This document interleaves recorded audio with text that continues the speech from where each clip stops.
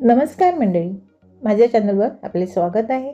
आणि आज आपण स्वयंपाकासाठी खास टिप्स पाहूया. स्वयंपाक आपण जेव्हा बनवतो तेव्हा आपल्याला काही टिप्सचा उपयोग केला तर खूप छान असा स्वयंपाक बनला जातो. तर 10 टिप्स मी स्वयंपाकासाठी सांगणार आहे. त्यातली पहिली आहे मऊ लुसलुशीत चपाती कशी बनवायची. पीठ मळताना त्यात थोडंसं कोमट दूध घालायचं किंवा पाण्याचा वापर म्हणजे कोमट पाणी. पीठ मळल्यानंतर त्यावर थोडंसं तेलाचा हात लावायचा. असं हाताला तेल घ्यायचं आणि पिठावर असं म्हणजे कणिक मळल्यानंतर त्यावर फिरवून घ्यायचं. 10 ते 15 मिनटं झाकून ठेवायचं. यामुळे चपात्या अगदी बऱ्याच वेळ मऊ राहतात, म्हणजे दुसऱ्या दिवशी तुम्हाला चपात्या मऊ दिसणार. कांदा कापताना डोळ्यात पाणी येतं. डोळ्यात पाणी बऱ्याच जणांना कांदा चिरताना होत येतं. ते येऊ नये म्हणून काय टिप्स आहे ती पाहूया. तर कांदा चिरताना पाणी येऊ नये म्हणून काय करायचं, 10 ते 15 मिनटं कांदा थंड पाण्यात भिजत ठेवायचा किंवा फ्रीजमध्ये ठेवायचा. ह्यामुळे कांदा कापताना डोळ्यात पाणी येत नाही, त्रास होत नाही. आता हिरवा वाटाणा म्हणजे मटार, त्याचा रंग टिकवण्यासाठी काय टिप्स आहे ती पाहूया. मटार शिजवताना पाण्यात अगदी चिमूटभर साखर घालायची. यामुळे मटार शिजल्यानंतरही मटारचा हिरवा रंग जसाच्या तसा गडद राहतो आणि ताजा राहतो.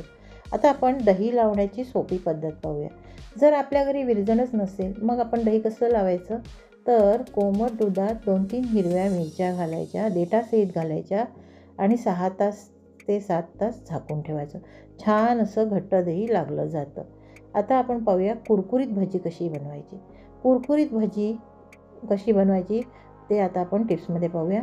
भजीचे पीठ भिजवताना त्यात थोडंसं गरम तेलाचं मोहन घालायचं आणि थोडेसे तांदळाचे पीठसुद्धा भजी बनवण्यासाठी अगदी मस्त बेसनमध्ये कुरकुरीत होतात त्यामुळे.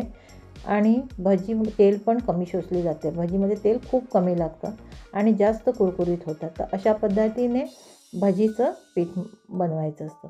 आता मिठाचा अतिवापर झाला म्हणजे भाजीमध्ये किंवा कुठल्याही ग्रेव्हीमध्ये मीठ जास्त झालं तर आपण काय करायचं, तर मिठाचा अतिवापर झाल्यास जर रस्साभाजी किंवा आमटीत मीठ जास्त झालं असेल तर त्यात उकडलेल्या बटाटा उकडून घ्यायचा आणि त्याच्या फोडी घालायच्या किंवा आपण चपातीचं जे कणिक मळतो गव्हाचं, त्याचा गोळा करून छोटे छोटे गोळे करायचे, एकदम मोठाही नाही, आणि टाकायचा की तो अतिरिक्त जास्त जे मीठ जास्तीचं वाढलेलं आहे ते शोषून घेतं आणि आपली भाजी एकदम टेस्टी होते. आता लसूण सोलण्यासाठी काय टिप आहे बघूया टिप्स. तर लसणाच्या पाकळ्या हलक्या तव्यावर गरम करायच्या, थोड्याशा म्हणजे कोमट म्हणतात त्याला, गरम करायच्या. लगेच साल वेगळे होते आणि काम आपलं झटपट होते. लिंबाचा रस जास्त निघण्यासाठी आता आपण टिप्स पाहूया. लिंबू कापण्यापूर्वी ते अख्खं लिंबू आपल्या हाताने रगडायचं जमिनीवर किंवा ओट्यावर म्हणजे किंवा खाली कपडा ठेवायचा आणि त्यावर रगडून घ्यायचं, म्हणजे रोल करायचं. तसा रोल फिरवतात ना त्या पद्धतीने रगडायचं आणि किंवा 1 मिनटं कोमट पाण्यात ठेवा. त्यामुळे रस जास्त निघतो, म्हणजे जर आपण चिरतो त्याच्यात कमी निघतो आणि अशा पद्धतीने आपल्याला लिंबाचा रस जास्त निघतो. आता भात सुटसुटीत होण्यासाठी काय टिप्स आहेत ते पाहूया. भात शिजवताना त्यात लिंबाच्या रसाचे 2-4 थेंब टाकायचे. 2-4 लिंबाच्या रसाचे 2-4 थेंब टाकले ना का भात अगदी शुभ्र दिसतो. आणि थोडेसे तेल टाका, त्यामुळे भाताची शितं आहेत ना ती एकमेकांना चिकटत नाहीत आणि लिंबाच्या रसामुळे भात पांढरा शुभ्र दिसतो. मसाले टिकवण्यासाठी आता आपण टिप्स पाहूया. पावसाळ्यात मसाल्याला जाळी लागू नये म्हणून मसाल्यांच्या डब्यात 2 ते 3 लवंगा टाकून ठेवायचे, त्यामुळे मसाल्याचा सुगंधही टिकून राहतो. अशा पद्धतीने छान अशा टिप्स मी दिलेल्या आहेत. तुम्ही अशा पद्धतीने आपल्या स्वयंपाकघरात अशा टिप्स फॉलो करा. व्हिडिओ पाहिल्याबद्दल धन्यवाद.